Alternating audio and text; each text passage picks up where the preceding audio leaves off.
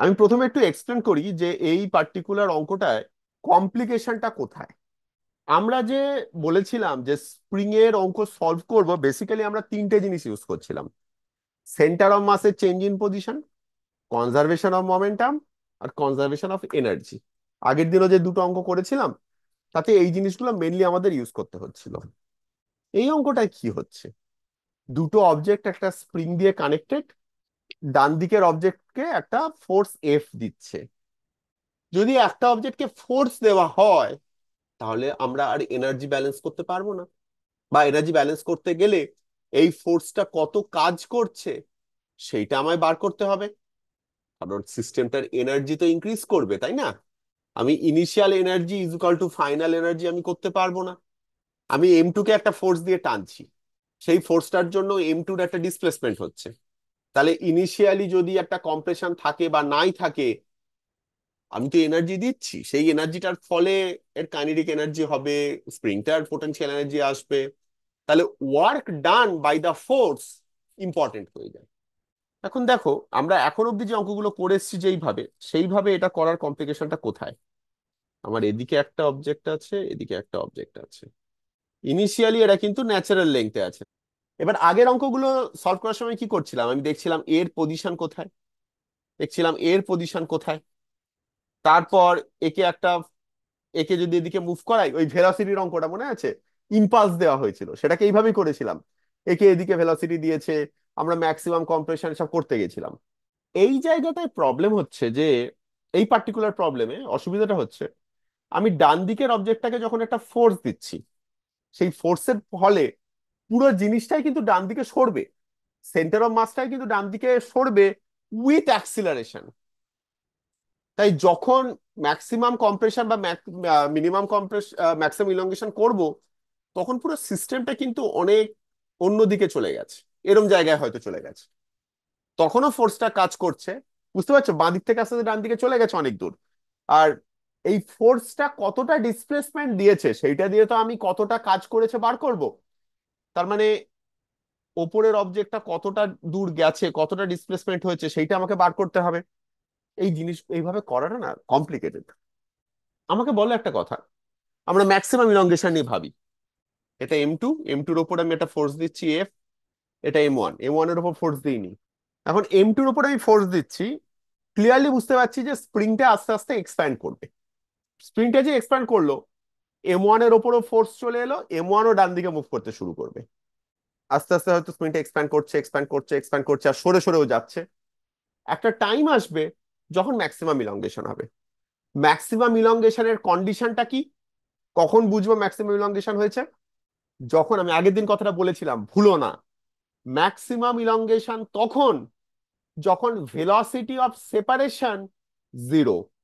Velocity of separation যদি জিরোর থেকে বেশি হয় তখনও তো ওরা সেপারেট আউট করছে, ইলংগেট করছে। যখন ভেলোসিটি অফ সেপারেশন জিরো, মানে দুজনেরই সেম ভেলোসিটি, তখন ম্যাক্সিমাম ইলংগেশন। তাহলে আমাকে ম্যাক্সিমাম ইলংগেশনে পৌঁছতে হবে। এই অঙ্কটা সলভ করতে গেলে যেটা করতে হয় মনে রাখো, আমাকে প্রবলেম কে দিয়েছিল ভাবো। প্রবলেম আমাকে অঙ্কটা দিয়েছে যে M2 সরে কত দূর গেছে, M1 সরে কত দূর গেছে, এই জিনিসগুলো আমাকে বার করতে হবে। যদি এই ফোর্সের জন্য কত ওয়ার্ক ডান সেটা বার করতে হয়, তাই না? এই ডিস্টেন্স গুলো বার করাটা ইজ ডিফিকাল্ট।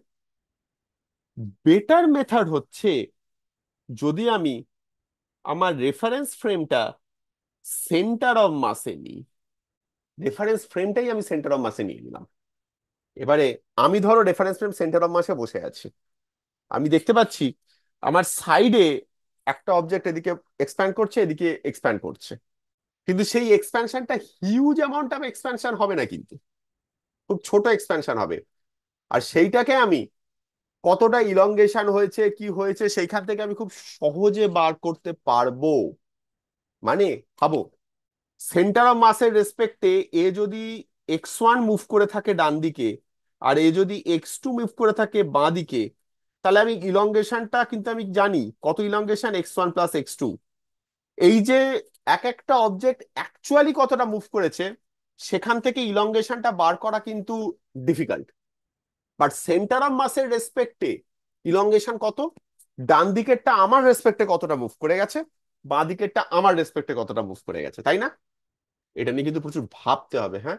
আর আমি যদি x1টা বার করে ফেলতে পারি, আমি সেন্টার অফ মাসের রেফারেন্সে কত ওয়ার্ক ডান সেটা আমাকে বার করতে হবে কিন্তু। আর তাই ওই যে আমি এনার্জি ব্যালেন্স করব, সেটা পুরোপুরি আমাকে সেন্টার অফ মাস রেফারেন্সের রেসপেক্টে আমাকে বার করতে হবে। ওকে, এইবার তোমাদেরকে আমি একটা প্রশ্ন করব, ইম্পর্টেন্ট প্রশ্ন। ম্যাক্সিমাম ইলংগেশন যখন, তখন কি দেখলাম, M1 এর ভেলোসিটি V1 আর M2 এর ভেলোসিটি V2, V1 আর V2 তখন সমান, তাই তো? ম্যাক্সিমাম ইলংগেশন যখন, এই V1 আর ভেলোসিটি V2 ভেলোসিটি কিন্তু উইথ রেসপেক্ট টু আর্থ বা অ্যাবসলিউট ভেলোসিটি, সেন্টার অফ মাসের রেসপেক্টে ভেলোসিটি গুলোকে যদি আমি রিড করি, যখন ম্যাক্সিমাম ইলংগেশন, তখন সেন্টার অফ মাসের রেসপেক্টে ভেলোসিটি গুলো কত বলতো? এখান থেকে ভাবো, এখান থেকে V1 ইকুয়াল টু যদি V2 হয়, তাহলে সেন্টার অফ মাসের ভেলোসিটি কত, অ্যাবসলিউট ভেলোসিটি সেন্টার অফ মাসের, V1। মানে V1 equals to V2 equals to V0 ধরো, হ্যাঁ। তাহলে সেন্টার অফ মাসের ভেলোসিটিও V0, তাহলে with respect to centre of mass velocity কত? বলছি দুটোই তো জিরো হবে তখন। জিরো।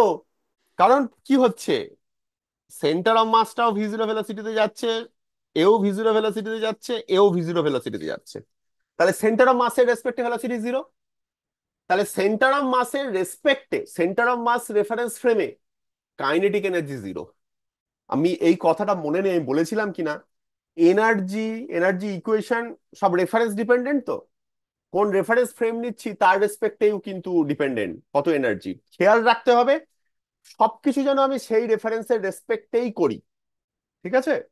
মানে এই রেফারেন্সে কাইনেটিক এনার্জিটা সেই মুহূর্তে জিরো। এবার তোমরা বুঝে গেছো কি হচ্ছে, আমরা ইলংগেশনটা করছি, আমরা যে সেন্টার অফ মাস রেফারেন্স ফ্রেমে করব, সেন্টার অফ মাসটা অ্যাক্সিলারেটিং রেফারেন্স ফ্রেম না নন অ্যাক্সিলারেটিং, মানে ইনার্শিয়াল রেফারেন্স ফ্রেম না নন ইনার্শিয়াল? ফোর্স আছে, আমার M2 এর ওপর ফোর্স আছে, তাহলে তো এটাকে আমি পুরো একটা সিঙ্গেল সিস্টেম নিচ্ছি, আছে। মানে আমি সেন্টার অফ মাস নিচ্ছি, মানে কি, আমি M1 M2 স্প্রিং, এই পুরো জিনিসটাকে আমি একটা সিঙ্গেল অবজেক্ট হিসেবে ভাবছি, মানে সেন্টার অফ মাসের উপর তো ফোর্স পড়ছে। যখনই সেন্টার অফ মাস টার্মটা আমি ইউজ করব, ভুললে চলবে না, আমি সেন্টার অফ মাস, কার সেন্টার অফ মাস দেখছি সেটা আমাকে দেখতে হবে, আর সেই অবজেক্ট গুলোকে আমার এর পার্ট হিসেবে ধরতে হবে। তাহলে সেই অবজেক্ট, অন্য অবজেক্ট গুলোর উপর যদি ফোর্স থাকে, তাহলে সেন্টার অফ মাসের উপরও ফোর্স আছে, তাহলে সেন্টার অফ মাসেরও অ্যাক্সিলারেশন আছে। তাহলে আমি কি বলতে পারি যে acceleration of centre of mass is equal to F by M1 plus M2? Actually ডাইনামিক্সটা একটু বলে দিলে তোমরা এটা সহজে ধরতে পারতে। আমি সেন্টার অফ মাসে পুরো জিনিসটা নিয়ে চলে এসেছি, টোটাল ফোর্স কত কাজ করছে, F, টোটাল মাস কত, M1 প্লাস M2, তাই acceleration of centre of mass is equal to F by M1 plus M2। Clear? তাহলে এই ফোর্সটা কাজ, এইটা অ্যাক্সিলারেশন, তার মানে আমার রেফারেন্স ফ্রেম অ্যাক্সিলারেট করছে, সেই জন্য এই পার্টিকুলার রেফারেন্স ফ্রেম থেকে যখন দেখছি আমি, তখন M2-র ওপর ফোর্স কিন্তু F নয়। M2-র ওপর ফোর্স কত, M2-র যদি আমি ফ্রি বডি ডায়াগ্রাম বা ফোর্স ডায়াগ্রাম আঁকি, M2-র এই দিকে একটা ফোর্স আছে F, এই দিকে একটা সিউডো ফোর্স আছে M2 into acceleration of centre of mass. তাহলে M2-র ওপর নেট ফোর্স কত, F minus M2 into acceleration of centre of mass, মানে F minus M2 into F by M1 plus M2, সেটা কি হবে, M1F divided by M1 plus M2, তাই তো? এটা M2-র ওপর ফোর্স। আর M1 এর ওপর ফোর্স কত? M1 এর উপর একটা সিউডো ফোর্স থাকবে এই অপোজিট ডাইরেকশনে। কারেক্ট, তার ভ্যালু কত? ওই যে M1 ইন্টু মানে acceleration of centre of mass. Reference frame, acceleration reference frame, যেটা আমি হ্যাঁ। অ্যাক্সেলারেশন সেন্টার অফ মাস, আর কোনো ফোর্স নেই তো। না। তাহলে এটার উপর ফোর্স এই দিকে, ডাইরেকশনটা এই দিকে, যার ম্যাগনিটিউড হচ্ছে M1F divided by M1 plus M2। আমি দুজনের ওপর কত ফোর্স কাজ করছে পেয়ে গেছি। এবার তো আমি এনার্জি ইকুয়েশন লাগিয়ে দিতে পারি। ইনিশিয়াল এনার্জি কত, জিরো, কারণ স্প্রিংটার কোনো এক্সপ্যানশন ছিল না, কোনো ভেলোসিটি, আর অবজেক্ট গুলো ভেলোসিটি ছিল না। তাহলে এই ফোর্স গুলো যত কাজ করেছে সেইটাই আমার পোটেনশিয়াল এনার্জি অফ স্প্রিং হয়ে গেছে। ওকে, ধরে নাও with respect to centre of mass রেফারেন্সে M2 x1 মুভ করেছে। আমি এটা x1 কারণ এটাকে x2 বলি, হ্যাঁ। M2 x2 মুভ করেছে, M1 x1 মুভ করেছে। তাহলে expansion x1 plus x2, work done কত?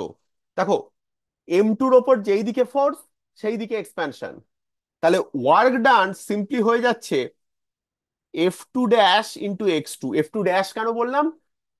কারণ এই F2 মানে F2 ধরে নাও যে মানে অরিজিনাল রেফারেন্স ফ্রেমটা, যেটা F2 হচ্ছে F, আমি F2 ড্যাশ সেই জন্যই বললাম যেটা নতুন রেফারেন্স ফ্রেমে। F2 ড্যাশ x2 এইটা হচ্ছে M2-র ওপরে কত ওয়ার্ক ডান, আর M1-এর ওপর কত work done, F1 dash x1। এটাও পজিটিভ, কারণ যেই দিকে ফোর্স সেই দিকে ডিসপ্লেসমেন্ট, ফোর্সটা বাঁ দিকে, ডিসপ্লেসমেন্টটাও বাঁ দিকে, ইজ ইকুয়াল টু স্প্রিং এর কত এনার্জি স্প্রিং এর, হাফ কে ইন্টু এক্সপ্যানশন। এক্সপ্যানশন কত, x1 প্লাস x2।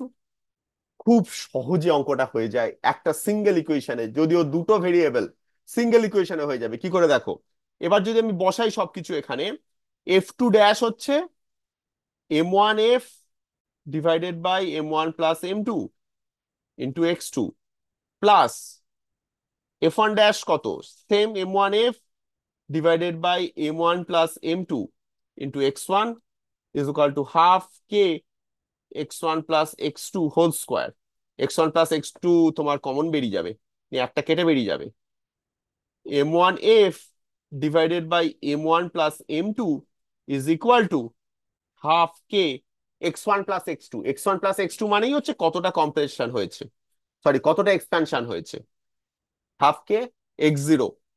সেখান থেকে পেয়ে যাচ্ছি x0 is equal to twice M1F divided by M1 plus M2 কি।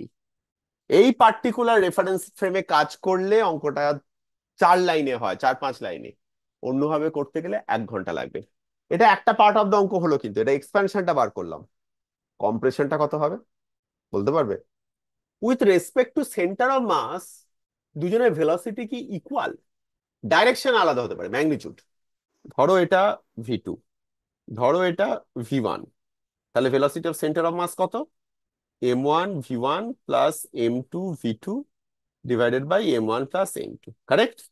তাহলে velocity of one with respect to centre of mass কত? V1 minus M1 V1 plus M2 V2 divided by M1 plus M2।